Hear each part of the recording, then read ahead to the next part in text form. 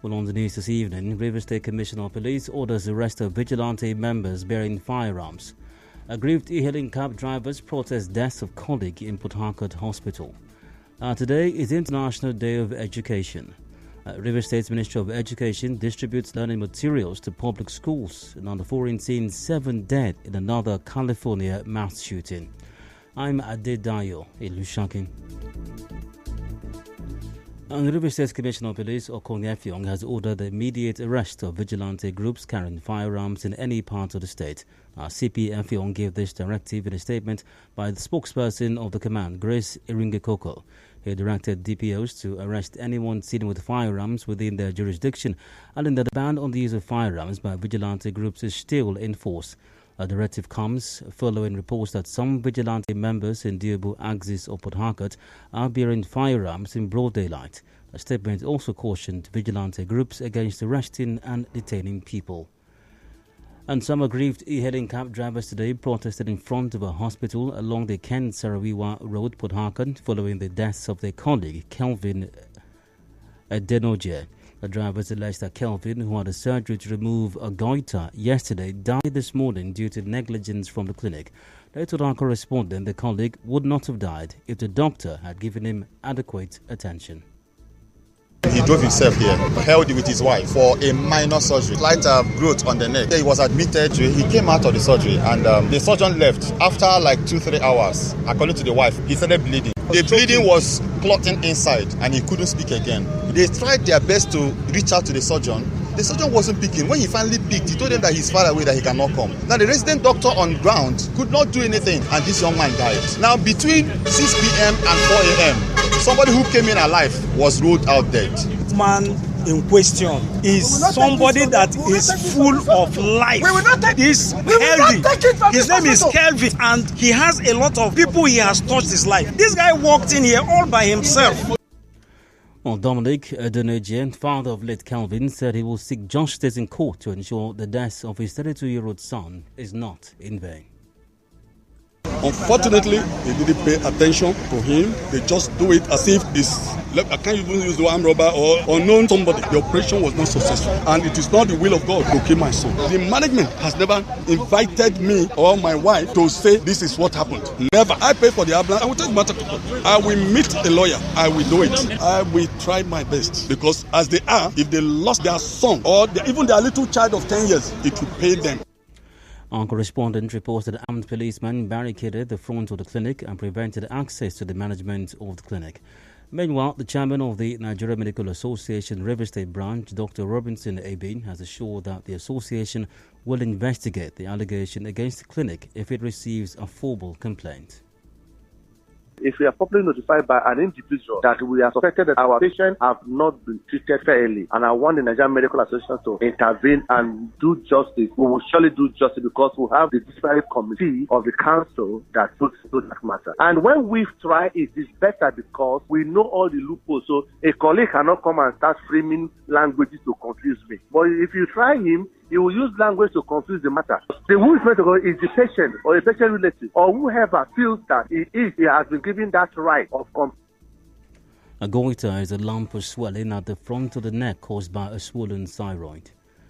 And meanwhile, some residents of Port Harcourt affected by the demolition exercise by the Nigeria Railway Corporation (NRC) are worried that they may not be able to vote at the coming general elections following their eviction. Record that over 50 households were displaced in the ongoing demolition exercise of the federal agency. A stakeholder in the area, Nsikak, said the affected area is in Ward 5 in Port Harcourt City Local Government area. Nsikak told our correspondent, Soibi Uruguari, that INEC just created over 3 units from the old seashell polling units. That railway station stayed there. For that reason, INEC created several other units out of the seashell area for the ease of voters to go and cast their votes. Now, with this demolition, these people displaced out of that area, it will be difficult for them to return back to that railway station. I think it's a serious blow on the electorate and particularly the strength of Ward 5. For INEC to recognize the residents there and then fix a polling unit there, it means they are okay with people residing within that locality. They said over 3,000 votes will be affected by the demolition exercise. Initially, Nsikak primary school used to have about 6 units. They have created extra about 3 or 4 units. And these 4 units are situated right in the area so demolished. The Nsikak primary school is on the road where we have the industry road tracing the Ntia port. These units are created right inside the residential area of that railway station where we have a lot of population. No less than 3,000 voters are resident there. In the meantime, Port Harcourt-based lawyer Haya King, who is also the lawyer to some of the affected occupants of the demolished buildings, appealed to government and stakeholders in the state to intervene so that the electorate are not completely displaced. This place have voting strength and voting right. How are they going to vote? You have displaced them. Now, is it a man that you have demolished his house that is now looking for how will he come and vote? Even the Rivers State government should have come in. PDP members here, have APC members. How will they vote? Now you have displaced them. We have DSS men here, if they were illegal. Oh, you don't know? I have my clients. DSS, EFCC, policemen, army, soldiers here, and our own house here. But because they cannot talk, they are regimental servicemen. And moving on, the Rivers Debate Group has formally invited the governorship candidate of the Labour Party in the state, Beatrice Otubo, to take part in the upcoming governorship debate. Chairman of the group, Ibifere Bob Manuel, said they decided to include the Labour Party candidate in the list of the 5 selected candidates because they believe in gender equality. He said this during a visit to the Labour Party governorship candidate Beatrice Otubo at the Medical and Health Workers Union Secretariat, Port Harcourt. You are the only gender, female candidate, and we felt it would only be responsible on our part for us to extend an invite to you to be on that podium on that day so that we get a freshness of a different perspective completely from what the others would be looking at. And to that, your participation in this year's debate would give a different perspective, a broader perspective to issues around the state and how to develop Rivers State. We look forward to seeing you participate. On her part, Beatrice Otubo said the party will continue to press harder and will come out victorious in the coming election. I want to thank you for extending the invitation to us, and we will not disappoint you on that day. We have covered 16 local government on sensitizations, optimistic. With the assurances we are getting from INEC and all the law enforcement agencies, and if the right thing is done, Labour Party is the party to beat. The first foremost candidate is Labour Party, and everybody knows. As you may know, 5 of the 18 governorship candidates in Rivers State were selected for the Rivers State governorship debate scheduled to hold on 1st February. Our correspondent reports that the 5 selected governorship candidates for the debate include those of the Accord, Labour Party, SDP, PDP and APC. And the group G30 Bani Voice has expressed its gratitude to Governor Nyesom Wike for his support in ensuring that an Ibani son emerged as a PDP governorship candidate in Rivers State.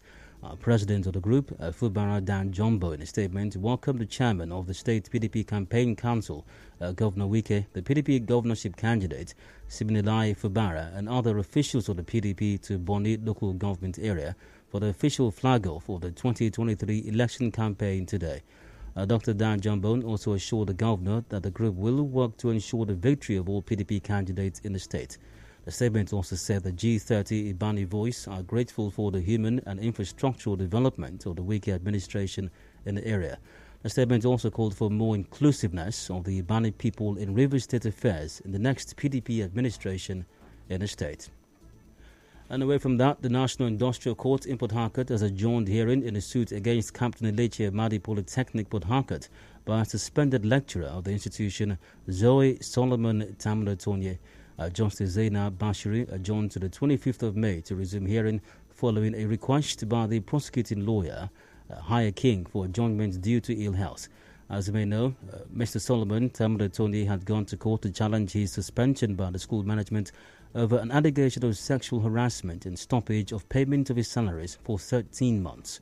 Speaking to newsmen after the court proceedings today, Zoe Solomon Tamlatonye said he wants the management of Captain Elechi Amadi Polytechnic to release the report of the investigative panel to ensure justice on the matter.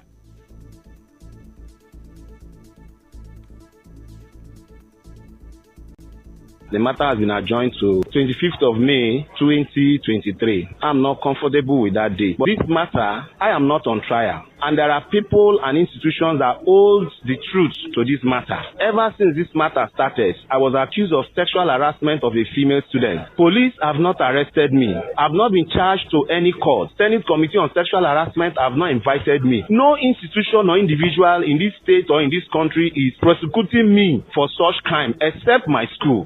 They have taken over the duty of the police. They have taken over the duty of court by punishing me, stopping my salary, making me to live a wilderness life. Correspondent Ntika Nsikak reports that the management of Company Lechi Amadi Polytechnic had on 1st August 2022, through a memo signed by the registrar of the institution, Chris Woke, suspended Zoe Tamanatoni Solomon for 3 months to investigate the allegations of sexual harassment brought against him by one of the female students of the institution, Blessing Awudu. And in other news, today is the International Day of Education. An educationist, Isaac Uwaduno, has called for adequate funding of the educational sector in Nigeria. Uwaduno told our correspondent, if government is serious about prioritizing education, all tiers of government must be involved in funding the sector. Remember that when we had our meeting at the Port Harcourt City Council, that was November last year, I promised that the ministry was doing something. There's the 5th commemoration of the International Day of Education. The theme is to invest in people, prioritize education. In the meantime, the River State Ministry of Education has begun distributing learning materials to public schools in the state. The educational materials were scheduled to be distributed earlier this month, but the exercise did not hold. Now, River State's Commissioner for Education, Chinedu Mom, who flagged off the distribution of the educational materials at the Rumukuta Girls Secondary School today, said the materials will aid teaching and learning in all public schools. Remember that when we had our meeting at the Port Harcourt City Council, that was November last year, I promised that the ministry was doing something to provide some materials that our teachers were using their money to buy in course of the services to the states, which we felt is not the norm. We were supposed to distribute some materials that day, but unfortunately the supplier couldn't meet up the target. So we had to hold on until we get the materials complete before we'll be able to distribute them. So we're sorry for the delay in the distribution of this material. Professor Mon also said about 3 billion naira has been released by the River State government for the payment of Basic Education Certificate Examination (BECE), West African Examination Council (WAEC), and National Examination Council (NECO) examination, providing free education for all. All our children in public schools in River State will still continue to enjoy the free examination fees to assure that the government is committed to providing quality education once again and also make education accessible. It's not limited to only those who are indigenous of the state. As far as you are a resident in the state, you are entitled to all this. The Commissioner for Education said the state government is also supporting students writing the various external examinations with reading materials. Professor Mon also spoke on the renovation of some public schools in the state. The rains are beginning to come. So if you don't do this now, you wait till the holiday period, it means that it will be difficult for you to be able to meet up because many of the properties would have been soiled because of the roofs being taken off. And that's why we're doing this now. So the inconveniences is highly regretted. So many schools are being renovated. Many will also be renovated. Approvals have been given. Contracts have been awarded for the renovation, rebuilding, and remodeling of our schools, and also furnishing and re-equipment of the various schools. These may not all be done at once. It's been taken bit by bit. Correspondent Masake reports that registers, chalks, board markers, diaries were among the materials distributed to the schools. And still ahead, House of Reps invite bank CEOs over scarcity of new Naira notes. Do please stay tuned.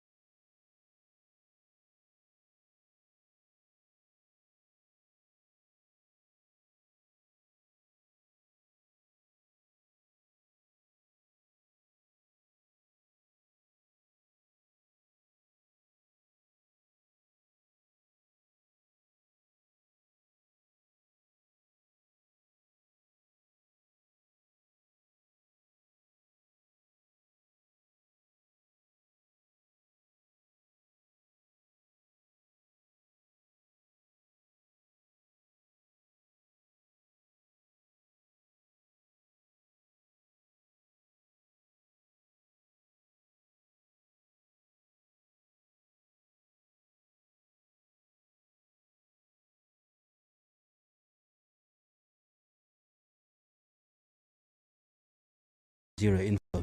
Now, the House of Reps has resolved to invite deposit money banks, also known as commercial banks, tomorrow over the scarcity of the new Naira notes. MDs, CEOs of banks are to meet with an ad hoc committee of the House to be chaired by Majority Leader Alassane Ado-Doguwa. At plenary today, the House also resolved that the deadline for swapping the old notes with the new ones be extended by 6 months.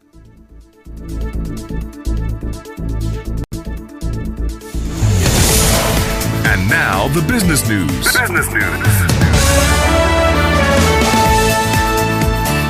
Now, following the persistent petrol scarcity in Nigeria, the Rivers State Chairman, Petroleum Products Retail Outlets Owners Association of Nigeria, Petron, Francis Dimka, says it will take a miracle for the price of petrol to return to 165 naira in the state.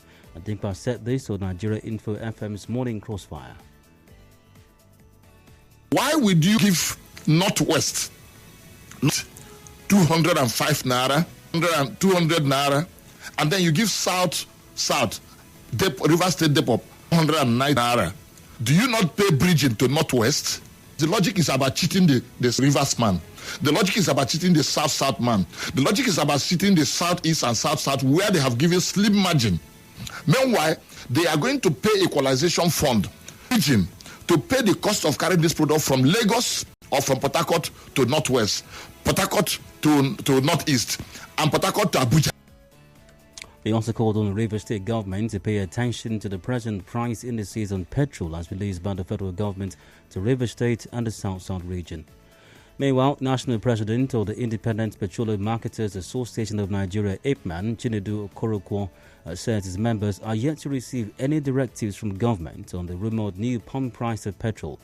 Okorokwo told correspondent Soibi Ruwari they will comply when they are officially informed. We are yet to be given a circular, but it's a room everybody is also hearing. On the increment, but we've not been officially communicated. So now, until when we get a clearer picture, they will tell you, please don't do this, don't do that. You know that this issue of price change came over the weekend. From now till tomorrow, I think the picture will be clear. And you can't get a product at an NPC price, then with their template, you won't sell more than that.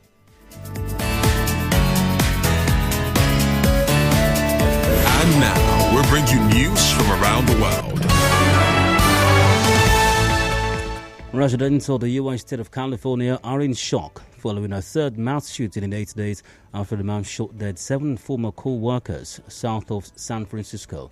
The attacks took place in the coastal city of Half Moon Bay. The victims were all Chinese-American farm workers. The 67-year-old suspect, Zhao Chunli, was arrested after driving into a police station. It comes as the state mourns the deaths of 11 persons at Monterey Park during Lunar New Year celebrations. Over a week ago, 6 people were killed at a property in Goshen, Central California. And that's it on the news this evening. You heard Rivers State Commissioner of Police Kong Efyong has ordered the immediate arrest of vigilante members bearing firearms. Aggrieved e-hailing cab drivers protested over the deaths of their colleague in a Port Harcourt hospital alleged negligence. Today is International Day of Education. Rivers State Ministry of Education has begun distributing learning materials to public schools, and the foreign scene 7 people have died in another California mass shooting. That was the news edited by Constance Mega. Mostly cloudy weather expected in Port Harcourt this evening. And to remember, collect your PVC, vote. Your vote is your voice. Thanks for listening. I'm Adid Dayo, Ilushakin. Good evening.